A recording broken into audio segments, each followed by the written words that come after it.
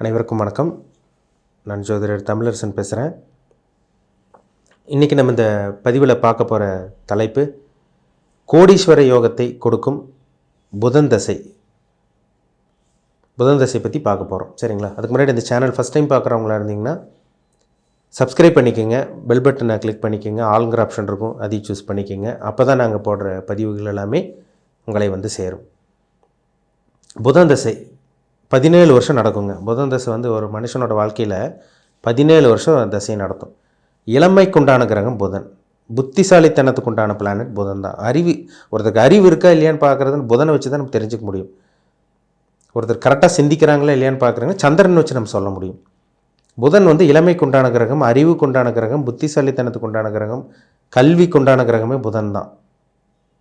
வியாபாரத்துக்குண்டான கிரகம் புதன், படிப்புக்குண்டான கிரகம் புதன், கணக்கு வழக்கு அந்த அக்கௌண்ட் ஆடிட்டர்லாம் இருக்காங்க பார்த்தீங்களா, அது எல்லாமே புதனோட காரகத்துவம் தான்.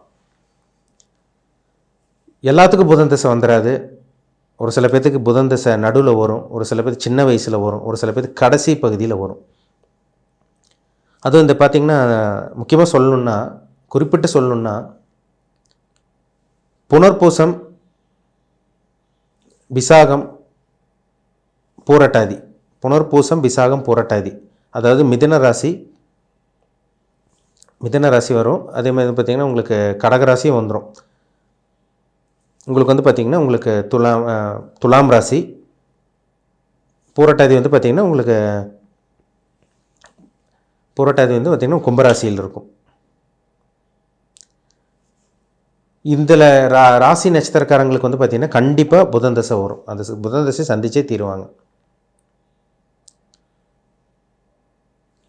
எந்த காலகட்டங்களில் வரும்னு பார்த்திங்கன்னா, அவங்களுக்கு பிறக்கும் போதே வந்து பார்த்திங்கன்னா குரு தசையில் பிறந்திருப்பாங்க.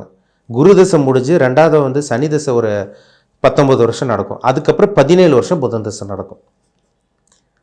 இதில் வந்து என்ன நட்சத்திர பாதத்தில் பிறந்திருக்காங்க அதுதாங்க ரொம்ப முக்கியம். இந்த நட்சத்திர பாதத்தில் என்ன நட்சத்திர பாதத்தில் பிறந்திருக்காங்க, அவங்க ஏஜ் என்ன, நடு பாதத்தில் பிறந்திருக்காங்கன்னா புதன் ஸ்டார்டிங்கில் வந்து பார்த்திங்கன்னா உங்களுக்கு குரு தசை நடுப்பகுதியில் பிறந்திருப்பாங்க. கிட்டத்தட்ட குரு தசை 16 வருஷத்தில் ஒரு பேலன்ஸ் ஒரு 7-8 வருஷம் இருக்கும். அதாவது நடுப்பகுதியில் பிறந்திருந்தாங்கன்னா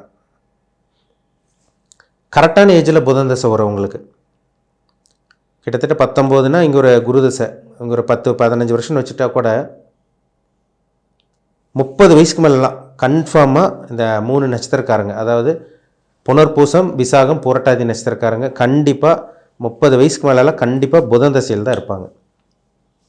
ஏன்னா 30 வயசுக்கு மேலெல்லாம் வாழக்கூடிய அமைப்பு, சரிங்களா? ஒரு மனுஷன் வந்து நல்லா வாழ்கிறது அந்த 30 வயசுக்கு மேலே தான். அந்த நடுத்தர வயதில் கரெக்டாக புதன் தசை வரும்போது அந்த 17 வருஷம் அந்த புதன் தசை நல்ல ஒரு இடத்துல உங்கள் ஜாதகத்தில் நல்ல ஒரு பொசிஷனில் இருந்தாங்கன்னா கண்டிப்பாக அதிர்ஷ்டம் தள்ளி கொடுக்கும். கோடீஸ்வர வாழ்க்கை, பணக்கார வாழ்க்கையை அள்ளி கொடுத்துருவார். அதில் சந்தேகமே கிடையாது. எந்த லக்னக்காரங்களுக்கு புதன் வரக்கூடாதுன்னு பார்த்தீங்கன்னா, மேஷ லக்னக்காரங்களுக்கு புதன் தசை வரவே கூடாது. விருச்சிக லக்னக்காரங்களுக்கு புதன் தசை வரவே கூடாது. ஏன்னா விருச்சிக லக்னக்காரங்களுக்கு புதன் 8ஆம் அதிபதி, மேஷ லக்னக்காரங்களுக்கு புதன் 6ஆம் அதிபதி. அப்படி தசை வந்தால் கூட அவர் மறைவான ஒரு அமைப்பில் கெட்டு போகணும். புதன் மறைவான ஒரு அமைப்பில் உபஜயஸ்தானத்திலிருந்து இல்லை 6ஆம் இடத்துக்கு 6-8-12லையோ இல்லை 8ஆம் இடத்துக்கு 6-8-12லையோ அப்படி மறைஞ்சால் புதன் ஓரளவுக்கு நல்லது பண்ணுவார், ஓரளவுக்கு. ஆனால் பொதுவாகவே மேஷ லக்னக்காரங்களுக்கும் விருச்சிக லக்னக்காரங்களுக்கும் புதன் தசை வரவே கூடாதுங்க. வந்த பிரச்சனை தான், ஏகப்பட்ட பிரச்சனை 17 வருஷம் கொடுத்துரும் அவங்களுக்கு. நண்பர்களால் பிரச்சனை, தாய்மாமா, அந்த புதன் காரகத்துவம் மூலமாக தான் பிரச்சனையே வரும். நண்பர்களால் பிரச்சனை வரும், தாய்மாமானால் பிரச்சனை வரும், சொந்தக்காரங்க உறவினர்களால் பிரச்சனை வரும், பிஸ்னஸில் லாஸ் ஏற்படும், வேலையில் பிரச்சனை வரும். இந்த மாதிரி விஷயங்கள்லாம் புதன் தசையில் ஏற்படுத்தி கொடுத்துரும். அதில் சந்தேகமே கிடையாது.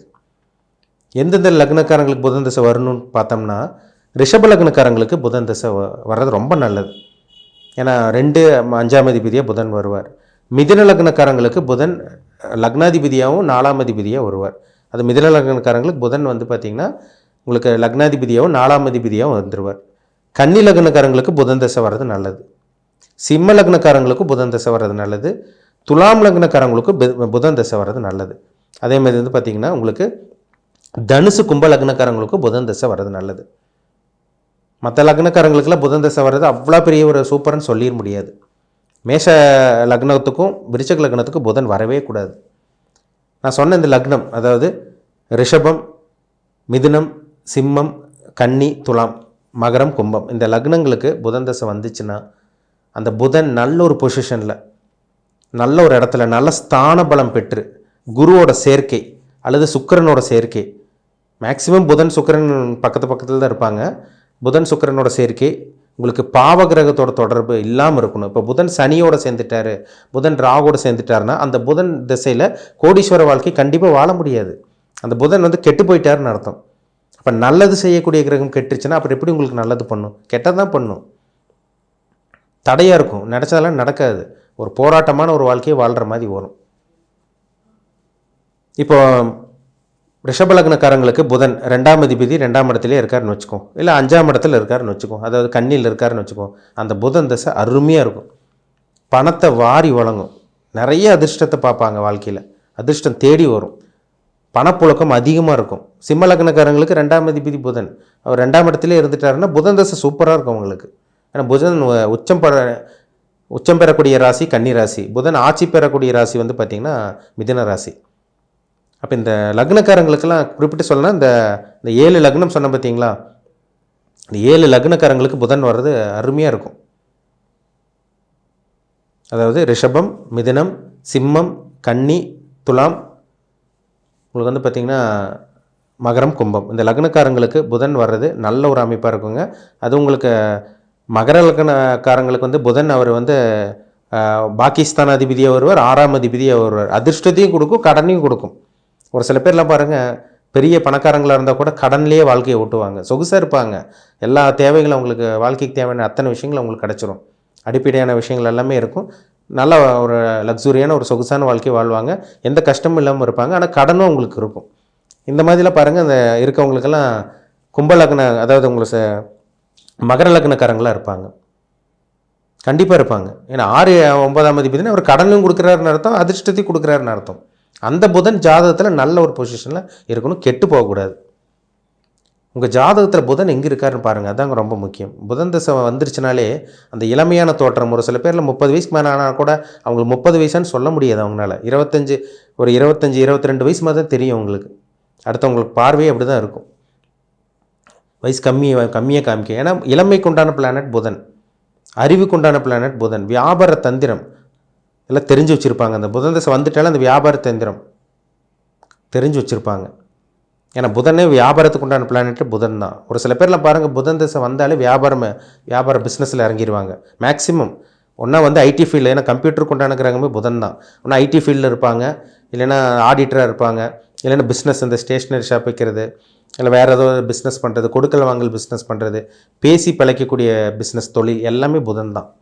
அப்போ அந்த புதன் கெடாமல் இருக்கணும். அந்த புதன் திசையில் ஒரு மனுஷனோட தலையெழுத்தை தீர்மானிக்கிறதே ஜாதகம், நவகிரகங்கள் தான் மனுஷனை ஆட்டி படைச்சிட்டு இருக்கு.